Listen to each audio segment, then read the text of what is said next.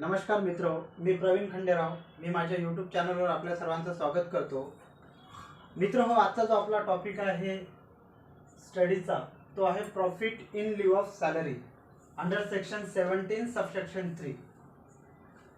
आता profit in live of salary म्हणजे काय, याच्यामध्ये कुठकुठल्या गोष्टीचा समावेश येतो, तर हे सगळ्या गोष्टी आज आपण आजच्या व्हिडिओ लेक्चरमध्ये बघणार आहोत.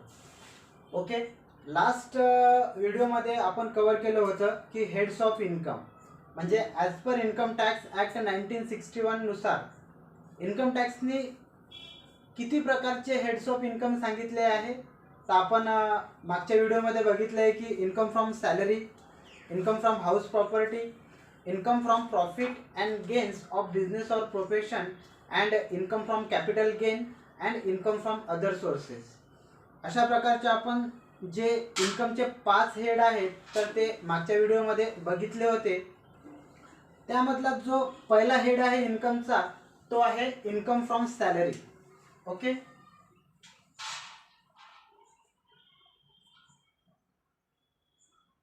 हेड्स ऑफ इन्कम म्हटला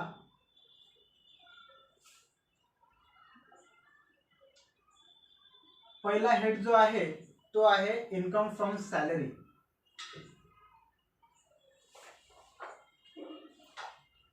इन्कम फ्रॉम सॅलरी. ओके, हा इन्कमचा पहिला हेड सांगितलेला आहे. आता या सॅलरी कन्सेप्टमध्ये बऱ्याच गोष्टी इन्कम टॅक्स ॲक्टने सांगितलेल्या आहेत. आता जनरली आपण सॅलरी हा शब्द फक्त एका फिक्स अमाऊंटसाठी यूज करतो की जे एम्प्लॉईला महिन्याच्या शेवटी त्याच्या हातामध्ये भेटते. ओके, म्हणजे जनरली मिनिंग सॅलरीचा तसाच आहे. सॅलरी म्हणजे एक फिक्स अमाऊंट. ओके, पण आपण जर बाय लॉ जर बघायला गेलो तर या सॅलरी या कन्सेप्टमध्ये ॲक्टने बऱ्याच गोष्टी सांगितलेल्या आहेत. तर ते कुठल्या गोष्टी आहेत, सॅलरी जेव्हा इन्कम टॅक्स ॲक्टनुसार कॅल्क्युलेट केल्या जाते तर त्याच्यामध्ये स्टेप बाय स्टेप ज्या गोष्टीची मांडणी केली जाते तर त्या गोष्टीमधली जी सर्वात महत्त्वाची पहिली गोष्ट आहे ती म्हणजे बेसिक सॅलरी. काय आहे बेसिक सॅलरी.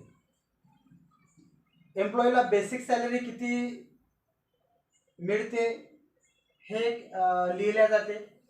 त्यानंतर जो नंबर 2चा पॉईंट आहे त्याला जर काही कमिशन भेटत असेल, त्याला काही फीज ग्रँट असेल एम्प्लॉयरकडून, ते सुद्धा ऍक्ट म्हणते की ते सुद्धा लिहा.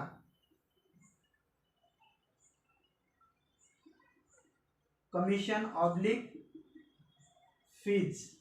ओके, त्यानंतर सॅलरी या कन्सेप्ट मध्ये जो तिसरा भाग येते तो आहे की एम्प्लॉईला काही अलाउन्सेस अलाउ केल्या जातात एम्प्लॉयर कडून.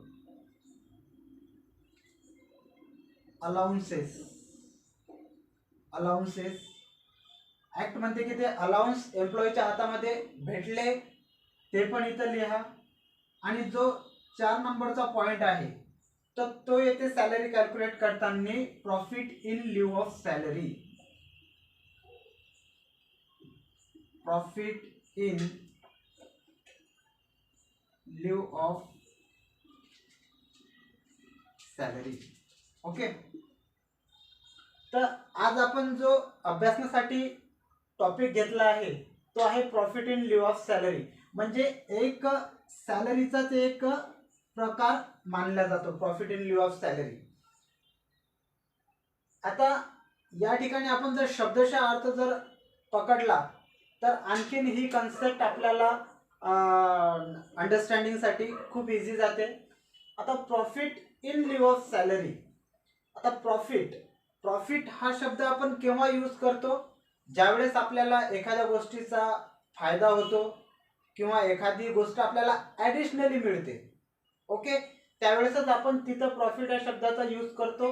म्हणजे आपण जर एक कॉमन लॉजिक जरी लावलं की profit and live of salary म्हणजे काय, तर एक ॲडिशन म्हणजे जे रेग्युलर सॅलरी एम्प्लॉईच्या हातामध्ये येते महिन्याच्या शेवटी, त्या रेग्युलर सॅलरी व्यतिरिक्त एम्प्लॉईला जर अन्य काही प्रकारची अमाऊंट किंवा अन्य काही प्रकारच्या वस्तू जर एम्प्लॉईच्या हातात जर येत असतील एम्प्लॉयर कडून, तर त्याला ऍक्ट नुसार कन्सिडर केला आहे profit in lieu of salary मध्ये. ओके. आता सॅलरीमध्ये जे काही प्रकार येतात, तर याच्यामध्ये बऱ्याच गोष्टी ह्या बाय ऍक्ट नुसार एक्झाम सांगितलेल्या आहेत. म्हणजे फॉर एक्झाम्पल साठी जर बघितलं तर अलाउन्सेस. आता अलाउन्सेस जेव्हा एम्प्लॉईला दिल्या जातात, तर यापैकी जे अलाउन्स आहेत तर ते बरेच अलाउन्स एक्झाम्प्ट आहेत. फॉर एक्झाम्पल एचआरए हा पार्शियली टॅक्सेबल आहे आणि पार्शियली एक्झम्प्टेड आहे. ओके. त्याचा आपण एक सेपरेट व्हिडिओमध्ये बघूच. आणि त्यानंतर जे काही इतर अलाउन्सेस आहे, उदाहरणार्थ children education allowance, hostel allowance, तर यासारखे जे अलाउन्स आहेत तर ते एम्प्लॉईच्या हातामध्ये काही टॅक्सेबल आहे त्यामधला भाग, तर काही भाग हा एक्झम्प्ट आहे. पण जर आपण विचार केला या ठिकाणी प्रॉफिट इन लिeu ऑफ सॅलरीचा, तर profit in lieu of salary in the hands of employee totally taxable आहे. प्रॉफिट इन लिeu ऑफ सॅलरीला ऍक्टनी टोटली टॅक्सेबल सांगितलेलं आहे. म्हणजे त्याच्यामध्ये एम्प्लॉईला कुठल्याही प्रकारचं डिडक्शन नाही किंवा कुठल्याही प्रकारची सूट बाय ऍक्ट नुसार सांगितलेली नाही.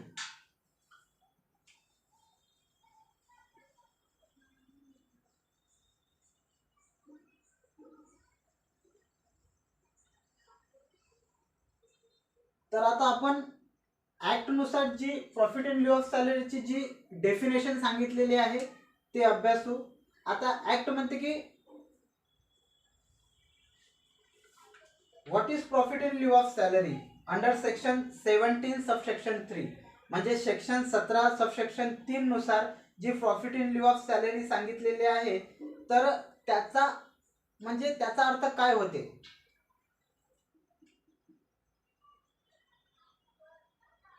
What is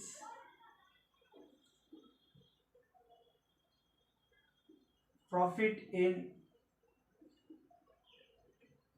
लिeu of salary.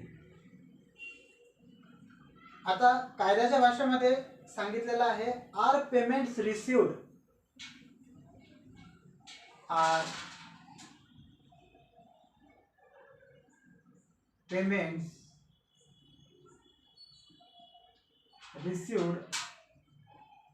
by an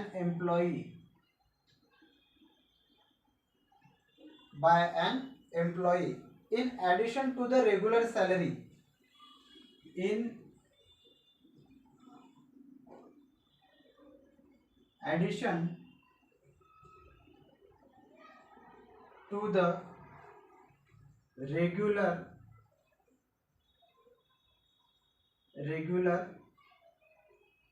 salary, in addition to the regular salary. आता जी रेग्युलर सॅलरी एम्प्लॉईला दिल्या जाते ती तर ऍक्टने सांगितलेली आहे की त्यामधला काही भाग हा टॅक्सेबल आहे, काही भाग हा एक्झम्प्ट आहे. या रेग्युलर सॅलरी व्यतिरिक्त जी एम्प्लॉईला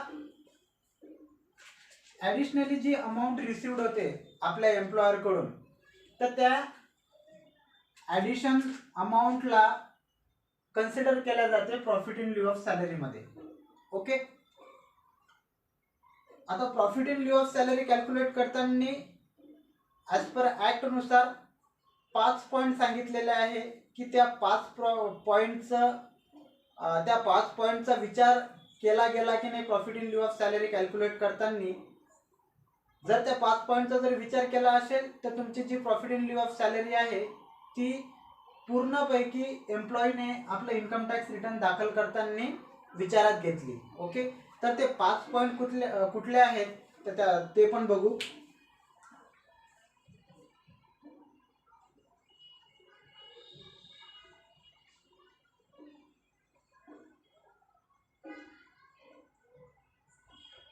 Total 5 points cover under profit in lieu of salary. Total 5 points.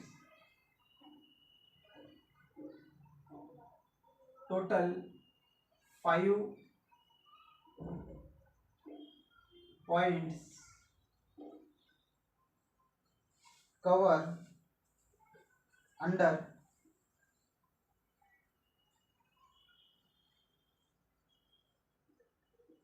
profit in lieu of salary. ज्यावेळेस profit in lieu of salary ही कॅल्क्युलेट केल्या जाते तर त्यावेळेस या 5 पॉइंटचा निश्चितच विचार केला जाते की हे 5 पॉइंट तुम्ही विचारात घेतले म्हणजे तुमची profit in lieu of salary ही कॅल्क्युलेट झाली. तर त्याच्यामधला जो सर्वात महत्त्वाचा पहिला पॉइंट आहे तो आहे एनी पेमेंट ड्यू और रिसीव्ड. एनी पेमेंट ड्यू और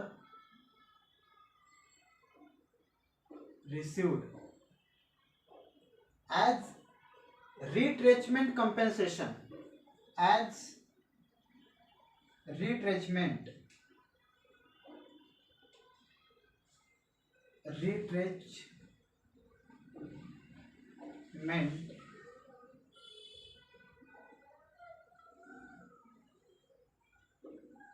compensation.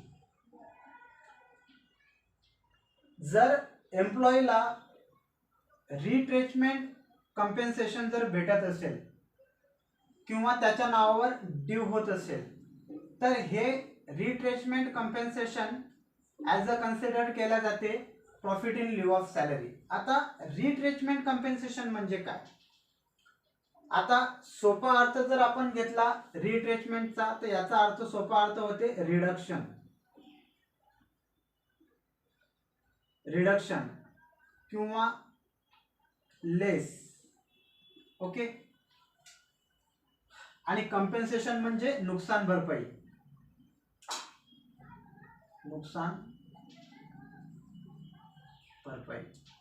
ओके. नुकसान भरपाई.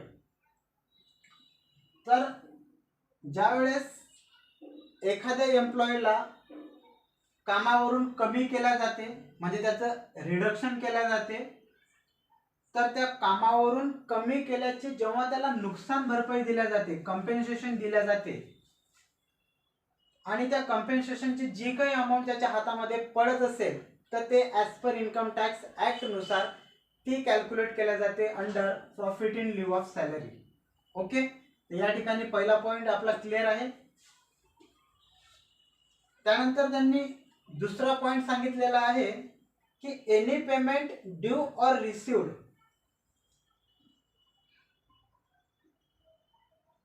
एनी पेमेंट ड्यू और received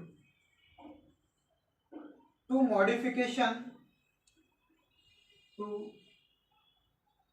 modification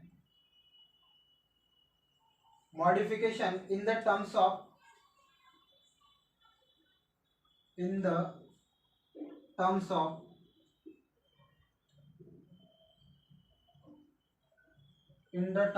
employment terms.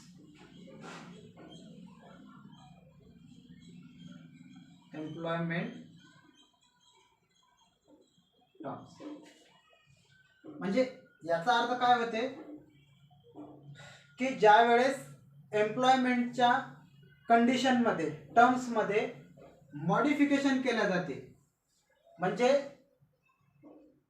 आता या ठिकाणी जर उदाहरण जर घेतलं तर आता हे जे छोटे मोठे जे जॉब असतात तर या जॉब मध्ये जेव्हा एम्प्लॉई आपल्या कामावर रुजू होते तर त्यावेळेस त्याचा काही एम्प्लॉयमेंट कॉन्ट्रॅक्ट वगैरे बनवला जात नाही.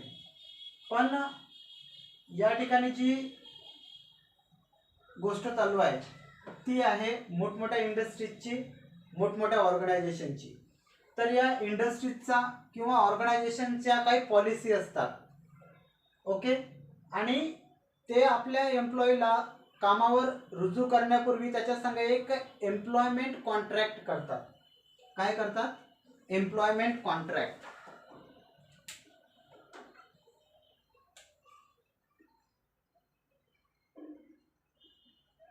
Employment contract. ओके. आणि या एम्प्लॉयमेंट कॉन्ट्रॅक्ट मध्ये बऱ्याच गोष्टी कंपनीच्या टर्म्स अँड कंडिशन ह्या इन्क्लूड असतात. त्याचबरोबर सॅलरी विषय सुद्धा या एम्प्लॉयमेंट कॉन्ट्रॅक्ट मध्येच लिखित स्वरूपात बोललेलं असते. त्याची बेसिक सॅलरी किती असेल, त्याला टीए किती असेल, त्याला डीए किती असेल, त्याला अलाउन्सेस म्हणजे कुठल्या प्रकारचे अलाउ असतील, तर या सगळ्या गोष्टींचा समावेश या कॉन्ट्रॅक्टमध्ये असते. तर या ठिकाणी ऍक्ट म्हणते की तुमच्या एम्प्लॉयमेंट कॉन्ट्रॅक्टमध्ये जर काही मॉडिफिकेशन होत असेल, ओके, जर काही मॉडिफिकेशन होत असेल आणि त्या मॉडिफिकेशनचा जर परिणाम एम्प्लॉईच्या सॅलरीवर होत असेल, कुठं होत असेल? एम्प्लॉईच्या सॅलरीवर होत असेल, आणि या मॉडिफिकेशन केल्यामुळे त्याच्या हातामध्ये जर ॲडिशन येत असेल सॅलरीचं, ओके, तर त्या ॲडिशनली जे रिसिव्ड होते एम्प्लॉईला सॅलरी, तर ते सॅलरी कन्सिडर करा म्हणते कुठं? प्रॉफिट इन लिeu ऑफ सॅलरीमध्ये. Okay, profit in lieu of सॅलरीमध्ये त्या ॲडिशनली सॅलरीचं कन्सिडरेशन होते. ओके. त्यानंतर जो तिसरा मुद्दा सांगितलेला आहे इन्कम टॅक्सनी, तो सांगितलेला आहे payment from unrecognised provident fund under this payment received against employer और employee contribution and interest accrued there on should be taxable. म्हणजे अनरिकॉग्नाइज्ड प्रोव्हिडंट फंड मध्ये payment from unrecognised provident fund, payment from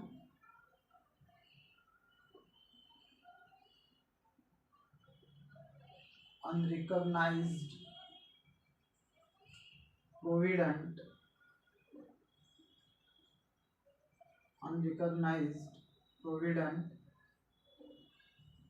fund म्हणजे जे employer कडून एम्प्लॉईला जे payment received होते, कशाच्या विरुद्ध? अनरिकॉग्नाइज्ड प्रोव्हिडंट फंड मध्ये टाकण्यासाठी.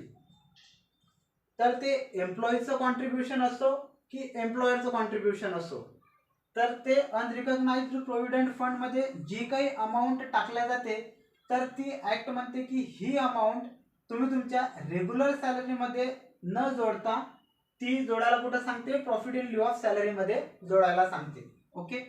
आपण पुढच्या व्हिडिओमध्ये प्रोव्हिडंट फंड म्हणजे काय, त्याचे प्रकार किती, याचा डिटेल अभ्यास करू. ओके. त्यानंतर ऍक्टनी जो चौथा मुद्दा सांगितला आहे तो आहे keyman insurance policy.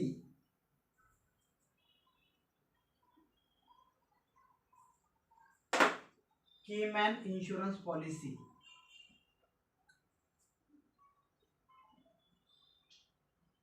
Keyman insurance policy.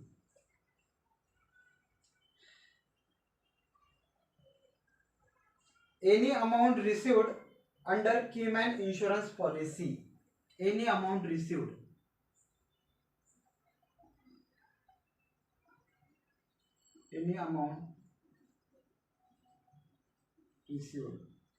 any amount received under keyman insurance policy. की एम्प्लॉईच्या हातामध्ये एनी अमाऊंट रिसिव्ड म्हणजे कुठल्याही प्रकारची अमाऊंट जर रिसिव्ह होत असेल अगेन्स्ट कशाच्या, तर कीमॅन इन्शुरन्स पॉलिसीच्या, तर ती अमाऊंट टॅक्सेबल केल्या जाते under profit in lieu of सॅलरीमध्ये. आता कीमॅन इन्शुरन्स पॉलिसी म्हणजे काय? आता याचा जर आपण जर शब्दशः अर्थ जर पकडला तर कीमॅन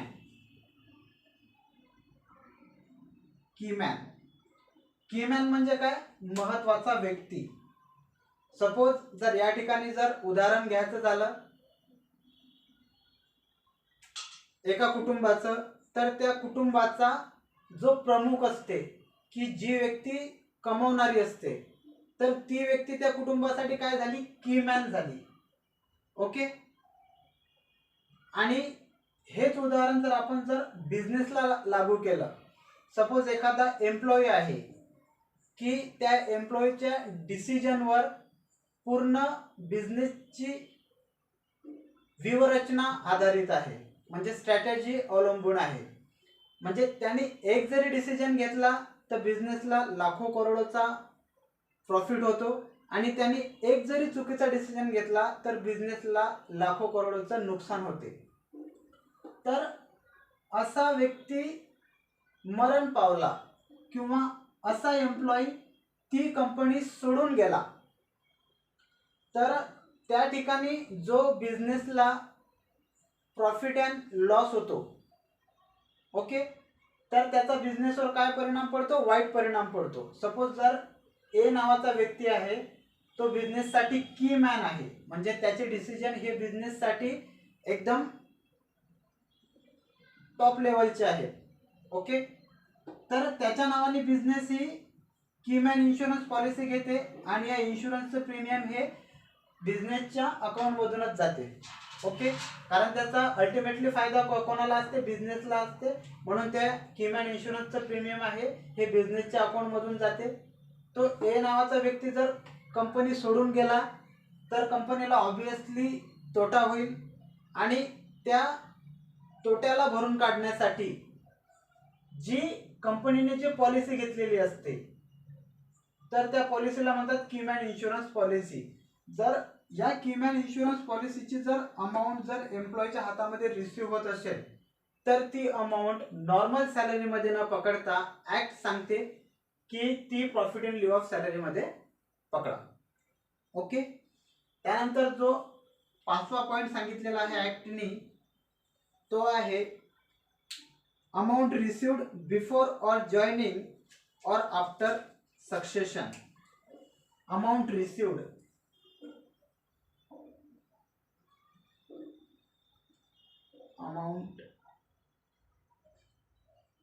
before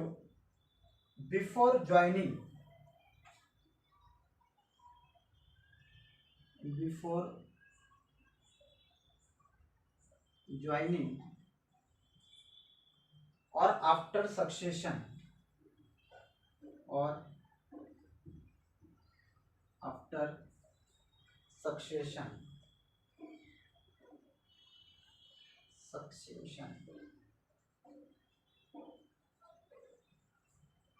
amount received before joining और आफ्टर सक्सेशन. ओके. तर याचा अर्थ काय, की जर एखाद्या एम्प्लॉईला एम्प्लॉयर कडून अशी अमाऊंट भेटत असेल की त्यांनी तो जॉब जॉईन करायच्या आधी भेटली, म्हणजे याचा बिफोर जॉईनिंग. ओके. एखादी अमाऊंट एम्प्लॉईला आपल्या एम्प्लॉयर कडून जर बिफोर जॉईनिंग भेटत असेल, तर ती अमाऊंट ऍक्टने कन्सिडर करायला सांगितलेली आहे under profit in lieu of सॅलरीमध्ये. त्याचप्रमाणे जर एखादा एम्प्लॉई जॉब सोडून गेला, ओके, आणि तो जॉब सोडल्यानंतर त्याला आपल्या एम्प्लॉयर कडून एखादी अमाऊंट जर भेटत असेल, म्हणजे आफ्टर सक्सेशन जर अमाऊंट भेटत असेल, तर ती अमाऊंट कन्सिडर करायला सांगितली आहे ऍक्टने प्रॉफिट इन लिeu ऑफ सॅलरीमध्ये. ओके. तर या ठिकाणी profit in lieu of salary ही कन्सेप्ट आपली क्लिअर झाली असेल. ओके. थँक्यू.